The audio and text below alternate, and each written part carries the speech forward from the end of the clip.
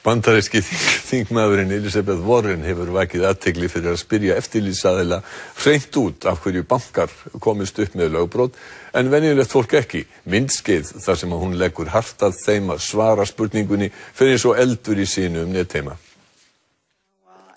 Upptakan frá nefndarfundi bankamál í síðustu viku. We face some very special issues with big financial institutions.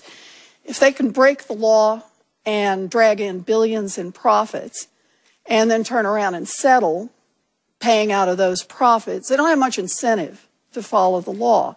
What I'd like to know is tell me a little bit about the last few times you've taken the biggest financial institutions on Wall Street all the way to a trial. Anybody? Það var fátt svör.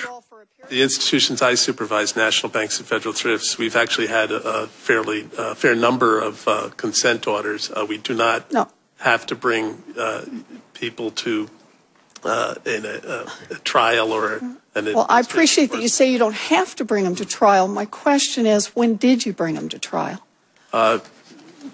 We have not had to do it as a practical matter to achieve our supervisory goals.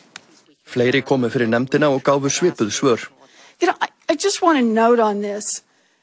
There are district attorneys and U.S. attorneys who are out there every day squeezing ordinary citizens on sometimes very thin grounds and taking them to trial in order to make an example, as they put it.